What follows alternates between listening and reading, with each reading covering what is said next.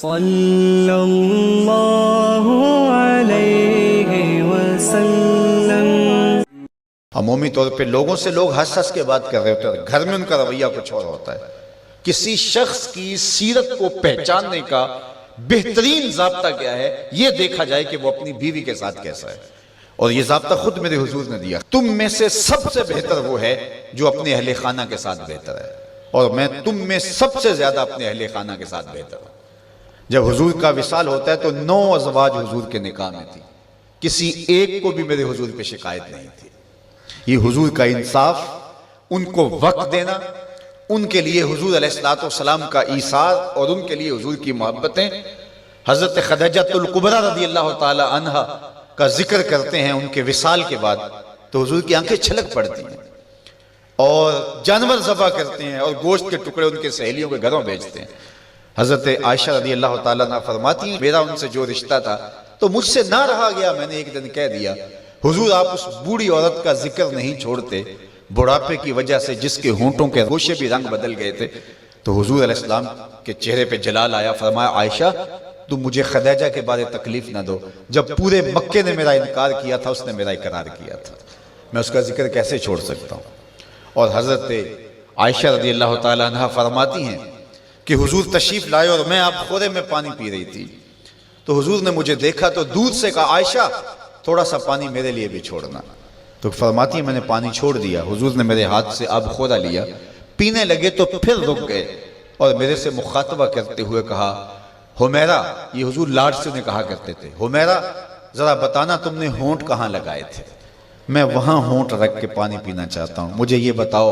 اگر شوہر کا رویہ بیوی کے ساتھ یہ ہوگا تو گھر جنت کا ٹکڑا بنے گا یا نہیں بنے گا؟ تو تم میں سے بہتر وہ ہے جو اپنے اہل خانہ کے ساتھ بہتر ہے۔ سب سے پہلے آپ کے اہل خانہ آتے ہیں، آپ کے ماں باپ آتے ہیں، آپ کے بہن بھائی آتے ہیں، پھر کلاس فیلوز آتے ہیں، اساتذہ آتے ہیں، یہاں سے ہمارا رویہ خوبصورت ہونا شروع ہو۔ ہم نے دیکھا ہے کہ لوگوں کے ساتھ بڑے اچھے رویے، ماں باپ کے گستاخ ہوتے ہیں، ماں باپ کے بے ادب ہوتے ہیں، دکان پہ گاہک سے ہنس ہنس کے بات کر رہے ہوتے ہیں، لیکن بہن بھائیوں کے ساتھ رویہ تلخ ہوتا ہے، بیوی کے سامنے جا کے فرعون بن جاتے ہیں، ماں باپ کے سامنے جو ہے ان کے رویے کی تلخی ہوتی ہے۔ سارا دن جی ہمارا پیشہ ایسا ہے لوگوں سے ہنس ہنس کے بات کرنی ہے، لیکن جن سے آپ ہنس کے بولیں گے ماں کے کلیجے میں ٹھنڈ پڑ جائے گی اور باپ نہال ہو جائے گا، اس کے سارے دن کی تھکن اتر جائے گی، اس سے ہنس کے نہیں بولتے ہم سارا دن کے تھکے ہوئے آئے ہیں،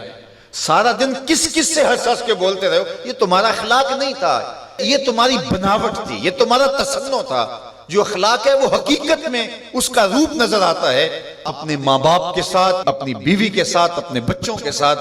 اپنی کلاس فیلوز کے ساتھ، اپنے دوستوں کے ساتھ، اپنے اساتذہ کے ساتھ۔ اگر تمہارا رویہ ٹھیک ہو گیا تو پھر تمہارا دوسرے لوگوں کے ساتھ رویہ بھی ٹھیک ہے، لیکن اگر ان کے ساتھ رویہ ٹھیک نہیں، دوسروں کے ساتھ رویہ آپ کا اچھا ہے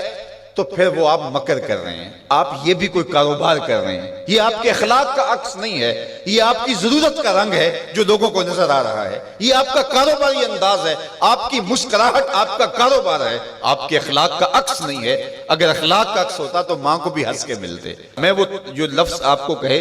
کہ حضور کمزوروں کا بوجھ اٹھایا کرتے تھے، تو آج بیٹی اگر ماں کا بوجھ نہیں اٹھاتی،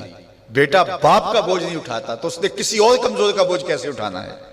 ماں گھر میں تھکی ہے سارے دن سے، اور بیٹی جو ہے وہ آئی ہے اور وہ بھی ماں سے مطالبہ کرتی ہے کہ میری ضرورت میرے بستر پہ، میرے ٹیبل پہ پوری کرو، اور تھکی ماندی سارے دن کی ماں کی وہ مدد کرنے کے لیے تیار نہیں ہے، تو جو سکی ماں کی مدد نہیں کرے گی اور جو بیٹا سکے باپ کی مدد نہیں کرے گا تو وہ کسی کی مدد نہیں کر سکتا۔ آغاز یہاں سے ہوتا ہے، یہاں سیرت کا حقیقی رنگ نکلتا ہے جس سے ہماری طبیعتوں کے اندر وہ چیز عملاً راسخ ہوتی ہے۔ اس لیے میں اور آپ حضور کی سیرت کو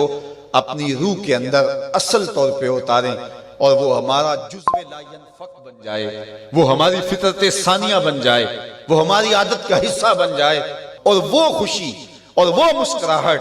جو محض کاروبار کے لیے اور عادت کے لیے نہ ہو بلکہ انسان کی طبع کا حصہ ہو، وہ آپ کے غم غلط کرے گی، وہ آپ کو طمانیت قلب دے گی، وہ آپ کو قرار باطن عطا کرے گی۔ ویسے ہنس ہنس کے بولیں تو وہ ایک مکر ہوگا، اس سے تو جبڑے تھک جائیں گے، اس سے تو جو ہے وہ آپ کو کچھ فائدہ ہونے والا نہیں ہے۔ تو آئیے میں اور آپ اپنے آپ کو حقیقی عملی زندگی کی طرف لے جائیں۔ صلی اللہ